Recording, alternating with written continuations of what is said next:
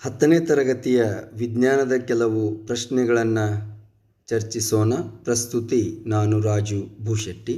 ಪ್ರಶ್ನೆ ಹೀಗಿದೆ. ಇಲ್ಲಿ ಒಂದು ರಾಸಾಯನಿಕ ಕ್ರಿಯೆಯನ್ನು ಕೊಡಲಾಗಿದೆ. Cu + O2 gives rise to CuO. ಈ ಒಂದು ರಾಸಾಯನಿಕ ಕ್ರಿಯೆಯಲ್ಲಿ ಉಂಟಾದಂಥ ಬಣ್ಣದ ಬದಲಾವಣೆಯನ್ನು ನಾವು ಗುರುತಿಸಬೇಕಾಗಿದೆ. ಸೊ ಈ ಒಂದು ಕ್ರಿಯೆಯನ್ನು ನಾವು ಗಮನಿಸಿದಾಗ Cu ಅಂದರೆ ನಮಗೆ ಗೊತ್ತು ತಾಮ್ರ. ಈ ತಾಮ್ರವನ್ನು ಗಾಳಿಗೆ ತೆರೆದಿಟ್ಟಾಗ ಅಲ್ಲೇನಾಗುತ್ತೆ ಅಂದರೆ ಗಾಳಿಯಲ್ಲಿರುವಂಥ ಆಕ್ಸಿಜನ್ ಜೊತೆಗೆ ವರ್ತಿಸಿ, copper it reacts with oxygen, ತಾಮ್ರ ಆಕ್ಸಿಜನ್ ಜೊತೆಗೆ ವರ್ತಿಸಿ ನಮಗೆ ಗೊತ್ತಿದೆ ತಾಮ್ರದ ಆಕ್ಸೈಡನ್ನು ಇಲ್ಲಿ ಉಂಟು ಮಾಡಿದೆ. CuO ಅಂತೇನು ಹೇಳ್ತೇವಲ್ಲ, ತಾಮ್ರದ ಆಕ್ಸೈಡು. ಇದರ ಬಣ್ಣದ ಬದಲಾವಣೆ ಅಂದರೆ ನಮ್ಗೆ ಗೊತ್ತಿದೆ ತಾಮ್ರ ಏನಿರುತ್ತಲ್ಲ ಅದು ಮೊಟ್ಟ ಮೊದಲಿಗೆ ಕಂದು ಬಣ್ಣದಲ್ಲಿರುತ್ತೆ. ಸೊ ಕಂದು ಬಣ್ಣದಿಂದ ಇಲ್ಲಿ ಏನಾಗಿದೆ ಅಂತಂದರೆ ತಾಮ್ರದ ಆಕ್ಸೈಡ್ ಏನು ಉಂಟಾಗಿದೆಯಲ್ಲ ಇದು ಕಪ್ಪು ಬಣ್ಣಕ್ಕೆ, ಕಂದು ಬಣ್ಣದಿಂದ ಕಪ್ಪು ಬಣ್ಣಕ್ಕೆ ಬದಲಾಗಿದೆ ಎಂದು ನಾವು ಹೇಳ್ತೀವಿ. ಹಾಗಾದರೆ ಇದು ಯಾವ ಪ್ರಕಾರದ ಒಂದು ರಾಸಾಯನಿಕ ಕ್ರಿಯೆ ಅಂತಂದಾಗ ಇಲ್ಲೇನಾಗಿದೆ ಅಂತಂದರೆ ಉತ್ಕರ್ಷಣೆ ಹೊಂದಿದೆ ಅಥವಾ ಆಕ್ಸಿಡೇಷನ್ ಅಂತೇಳಿ ಹೇಳ್ತೀವಿ. ಉತ್ಕರ್ಷಣೆ ಅಂದರೆ ಆಕ್ಸಿಜನ್ ಸೇರಿಸಲ್ಪಡುವುದನ್ನು ನಾವು ಏನಂತ ಕರಿತೀವಿ ಅಂದರೆ ಉತ್ಕರ್ಷಣೆ ಅಂತ ಹೇಳ್ತೀವಿ. ಸೊ ಹೀಗಾಗಿ ಇದು ಒಂದು ಪ್ರಕಾರದ ಉತ್ಕರ್ಷಣ ಕ್ರಿಯೆಗೂ ಕೂಡ ಉದಾಹರಣೆಯಾಗಿದೆ ಎಂಬುದನ್ನು ನಾವಿಲ್ಲಿ ಗಮನಿಸ್ಬೋದು. ಮುಂದಿನ ಪ್ರಶ್ನೆ ಏನಿದೆ ಅಂತಂದರೆ ಇಲ್ಲೇನು ತಾಮ್ರದ ಆಕ್ಸೈಡ್ ಉಂಟಾಗಿದೆಯಲ್ಲ ಇದರಿಂದ ಮರಳಿ ನಾವು ತಾಮ್ರವನ್ನು ಪಡೆಯುವುದು ಹೇಗೆ ಅನ್ನುವಂಥ ಪ್ರಶ್ನೆ ಇದೆ. ಸೊ ನಾವು ಗಮನಿಸಬೇಕು, ಮರಳಿ ತಾಮ್ರವನ್ನು ಪಡಿಬೇಕು ಅಂದರೆ ರಿವರ್ಸ್ ಮಾಡಬೇಕಾಗತ್ತೆ. ಇದನ್ನು ರಿವರ್ಸ್ ಮಾಡಬೇಕು ಅಂತಂದರೆ ಗಮನಿಸಬೇಕು. ರಿವರ್ಸ್ ಅಂತಂದರೆ ಇದರ ಅರ್ಥ ಇಷ್ಟೇ, ಆಕ್ಸಿಡೇಷನ್ ಏನಾಗಿದೆಯಲ್ಲ ಉತ್ಕರ್ಷಣೆ ಇದ್ದಿದ್ದನ್ನು ಅಪಕರ್ಷಣೆ ಹೊಂದುವಂತೆ ನಾವು ಮಾಡಬೇಕು. ರಿಡಕ್ಷನ್ ಅಥವಾ ಅಪಕರ್ಷಣೆ ಹೊಂದುವಂತೆ ನಾವು ಮಾಡಬೇಕು ಅಂತೇಳಿ ಹೇಳ್ತೀವಿ. ಹಾಗಾದರೆ ಅಪಕರ್ಷಣೆಗೊಳಿಸುವುದು ಅಂದರೆ ನಮಗೆ ಗೊತ್ತಿದೆ ಏನು ಅಂತಂದರೆ ಇದೇ ತಾಮ್ರದ ಆಕ್ಸೈಡ್ ಏನಿದೆಯಲ್ಲ ಇದಕ್ಕೆ ಹೈಡ್ರೋಜನ್ನನ್ನು ಸೇರಿಸಿದಾಗ H2 ಅಂದರೆ ಅದನ್ನು ಹೀಟ್ ಉಷ್ಣ ಅದಕ್ಕೆ ಕಾಯಿಸಿದಾಗ ತಾಮ್ರದ ಆಕ್ಸೈಡನ್ನು ನಾವು ಅದಕ್ಕೆ ಉಷ್ಣವನ್ನು ಕೊಟ್ಟಾಗ ಇನ್ ಪ್ರೆಸೆನ್ಸ್ ಆಫ್ ಹೈಡ್ರೋಜನ್ ಸೇರಿಸಲ್ಪಟ್ಟಾಗ ಅಲ್ಲೇನಾಗತ್ತೆ ಅಂದರೆ ಇದನ್ನೇ ನಾವು ಅಪಕರ್ಷಣೆ ಅಂತೇಳಿ ಹೇಳ್ತೀವಿ.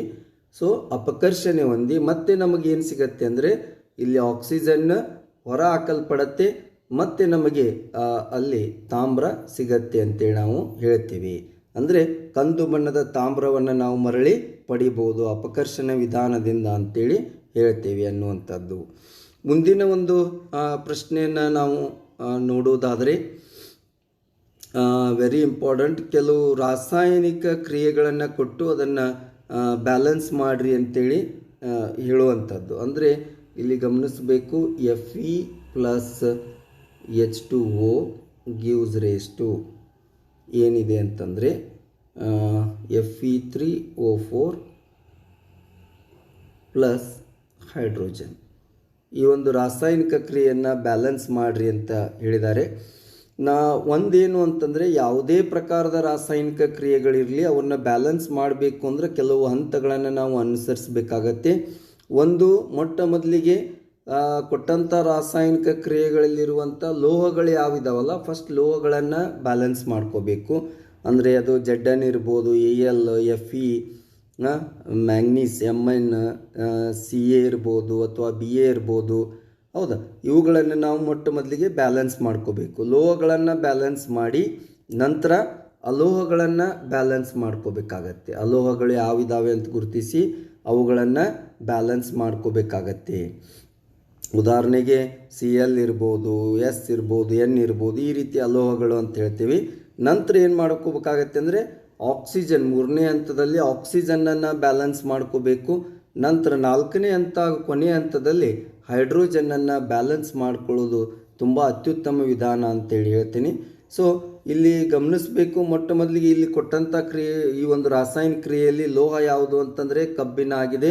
ಸೊ ಇಲ್ಲಿ ಕಬ್ಬಿಣವನ್ನು ಬ್ಯಾಲೆನ್ಸ್ ಮಾಡೋಣ. ಮೊಟ್ಟ ಮೊದಲಿಗೆ ಇಲ್ಲಿ Fe3 ಇದೆ, ಇಲ್ಲಿ Fe ಇದೆ, ಹೀಗಾಗಿ ನಾವು ಇಲ್ಲಿ 3Fe ಅಂತೇಳಿ ಬರ್ಕೊಳ್ತೇವೆ. ನಂತರ ಅಲೋಹವನ್ನು ನೋಡಿದರೆ ಇಲ್ಲಿ ಈ ಒಂದು ರಾಸಾಯನಿಕ ಕ್ರಿಯೆಯಲ್ಲಿ ಯಾವುದೇ ಅಲೋಹವನ್ನು ಕೊಟ್ಟಿಲ್ಲ. ಹೀಗಾಗಿ ಆ ಸ್ಟೆಪ್ ಬಿಡೋಣ. ಮುಂದೆ ಏನು ಮಾಡಬೇಕು ಅಂತಂದರೆ ಆಫ್ಟರ್ ದಟ್ ನಾವು ಆಕ್ಸಿಜನ್ನನ್ನು ಬ್ಯಾಲೆನ್ಸ್ ಮಾಡ್ಕೋಬೇಕು. ಆಕ್ಸಿಜನ್ ಇಲ್ಲಿ ನೋಡ್ಬೋದು, ಉತ್ಪನ್ನದಲ್ಲಿ 4 ಇದ್ದಾವೆ ಆಕ್ಸಿಜನ್ನು, ಇಲ್ಲಿ ಪ್ರತಿವರ್ತಕದಲ್ಲಿ 1 ಇದೆ, ಹೀಗಾಗಿ ಇಟ್ಸ್ ಮಲ್ಟಿಪ್ಲೈ ಬೈ 4. ಸೊ ಈಗ ಆಕ್ಸಿಜನ್ ಕೂಡ ಬ್ಯಾಲೆನ್ಸ್ ಆಯಿತು. ನಂತರ ಏನು ಮಾಡ್ಕೋಬೇಕಂದ್ರೆ ಲಾಸ್ಟ್ಗೆ ಹೈಡ್ರೋಜನನ್ನು ಬ್ಯಾಲೆನ್ಸ್ ಮಾಡಬೇಕು, H ಅಟಮನ್ನು ನಾವು ಬ್ಯಾಲೆನ್ಸ್ ಮಾಡ್ಕೋಬೇಕು.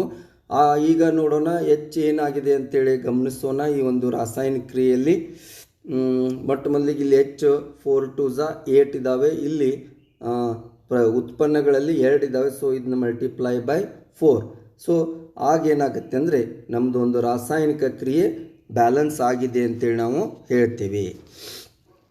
ಮುಂದಿನ ಒಂದು ಪ್ರಶ್ನೆಯನ್ನು ನಾವು ನೋಡೋದಾದರೆ, ಪಿ ಎಂಬ ಲೋಹವು, ಪಿ ಅನ್ನುವಂಥ ಒಂದು ಲೋಹ ಇದೆ, ಆ ಲೋಹವನ್ನು ನಾವು ದುರ್ಬಲ H2SO4 ಡೈಲ್ಯೂಟ್ H2SO4 ಮತ್ತು NaOH ಸೋಡಿಯಂ ಹೈಡ್ರಾಕ್ಸೈಡ್ ನೊಂದಿಗೆ ವರ್ತಿಸಿ ಕ್ಯೂ ಎಂಬ ಅನಿಲವನ್ನು ಬಿಡುಗಡೆ ಮಾಡುತ್ತದೆ.